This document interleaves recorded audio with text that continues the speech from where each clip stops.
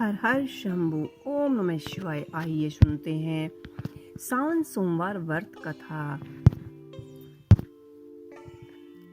सावन सोमवार व्रत कथा, यह व्रत कथा जरूर पढ़ें और अपनी मनोकामनाएं पूर्ण करने के लिए अवश्य ही सुनें। अगर आपकी कोई मनोकामना है तो यह आप सोमवार व्रत कथा पढ़ने से, उनका व्रत, शिव शंभु का व्रत रखने से, कोई भी पाठ ग्रंथ पढ़ने से उसकी मनोकामनाएं और उसकी मुरादें अवश्य ही पूरी होती हैं। आइए आरंभ करते हैं सोमवार व्रत कथा। एक साहूकार था जो भगवान शिव का अन्य भक्त था।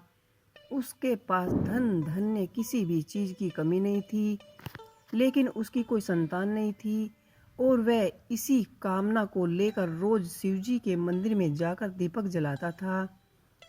उसके इस भक्ति भाव को देखकर एक दिन माता पार्वती ने शिवजी से कहा कि हे प्रभु, यह साहूकार आपका अन्य भक्त है, इसको किसी बात का कष्ट है तो आप उसे अवश्य ही दूर करना चाहिए। शिवजी बोले कि हे पार्वती, इस साहूकार के पास पुत्र नहीं है, इसी से यह बहुत ही दुखी रहता है। माता पार्वती कहती हैं कि हे ईश्वर, कृपया करके इसे पुत्र का वरदान दे दीजिए। तब भोलेनाथ ने कहा कि हे पार्वती, साहूकार के भाग्य में पुत्र का योग नहीं है। ऐसे में अगर इसे पुत्र प्राप्ति का वरदान मिल भी गया तो वह केवल 12 वर्ष की आयु तक ही जीवित रहेगा। यह सुनने के बाद मैं भी माता पार्वती ने कहा कि हे प्रभु, आपको इस साहूकार को पुत्र का वरदान देना ही होगा, अन्यथा भक्त क्यों आपकी सेवा और पूजा करेंगे। माता पार्वती के बार बार आग्रह करने से भोलेनाथ ने साहूकार को पुत्र का वरदान दे दिया, लेकिन यह भी कह दिया कि यह पुत्र केवल 12 वर्ष तक ही जीवित रहेगा। साहूकार यह सारी बातें सुन रहा था, इसीलिए उसे न तो खुशी हुई और ना ही दुख। वह पहले की तरह ही शिव भोले की पूजा अर्चना करता रहा।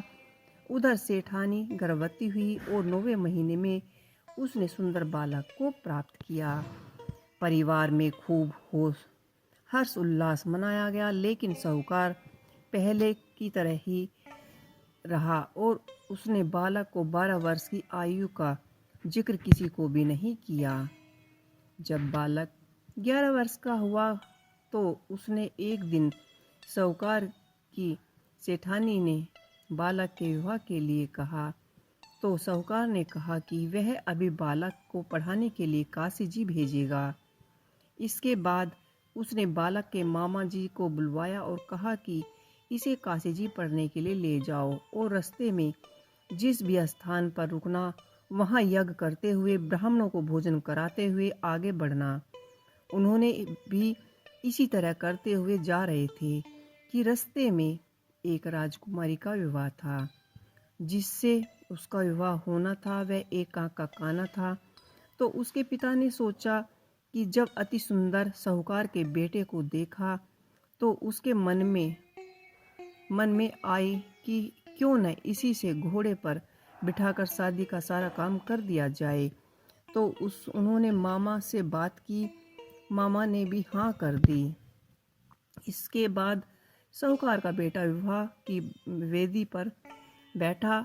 जब विवाह कार्य संपन्न हो गया तो जानने से पहले उसने राजकुमारी की चुंदरी के पल्ले पर लिख दिया कि तेरा विवाह मेरे साथ हुआ है, लेकिन जिस राजकुमार के साथ तुझे भेजा जा रहा है वह एक काका काना है। इसके बाद वह अपने मामा के साथ काशी जी के लिए चला गया। उधर जब राजकुमारी ने अपनी चुंदरी के पल्ले पर यह लिखा पाया तो उसने राजकुमार के साथ जाने से मना कर दिया। तो राजा ने भी अपनी पुत्री को बारात के साथ विदा नहीं किया। बारात वापस चली गई। उधर मामा भांजे काशी जी जा पहुँचे। एक दिन जब मामा ने यज्ञ राज रखा और भांजा बहुत ही देर तक बाहर नहीं आया तो मामा ने अंदर जाकर देखा तो भांजे के प्राण निकल चुके थे। वह बहुत ही परेशान हुआ, लेकिन उसने सोचा कि अभी से रोना पीटना मचा दूंगा तो ब्राह्मण चले जाएंगे और यज्ञ अधूरा रह जाएगा। जब यज्ञ संपन्न हुआ तो मामा ने रोना पीटना आरंभ कर दिया। उसी समय माता पार्वती उधर से जा रहे थे तो माता पार्वती ने शिवजी से पूछा कि हे प्रभु, ये कैसा रोना है। तभी उन्हें पता चला कि यह तो वही भोलेनाथ के आशीर्वाद से प्राप्त हुआ पुत्र है।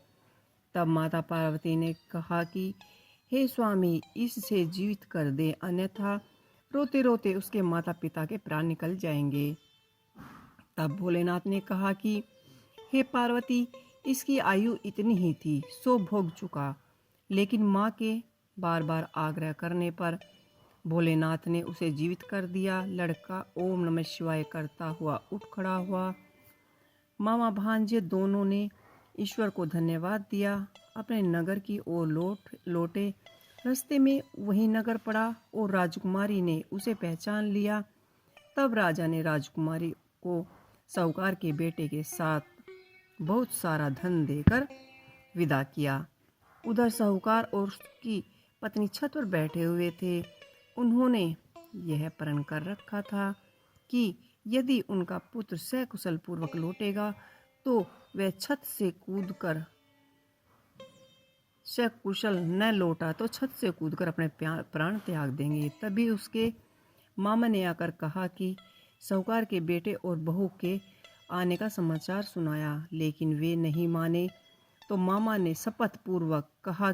तब दोनों को विश्वास हुआ और दोनों ने अपने बेटे और बहू का स्वागत किया। उसी रात साहूकार को स्वप्न में शिव जी ने दर्शन दिए और कहा कि तुम्हारी पूजन से प्रसन्न हुआ, इसी प्रकार से व्यर्थ था सुख भोगो और सुनो, उसके समस्त दुख दूर हो जाएंगे, मनोइच्छित सभी मनोकामनाएं पूर्ण हो जाएगी।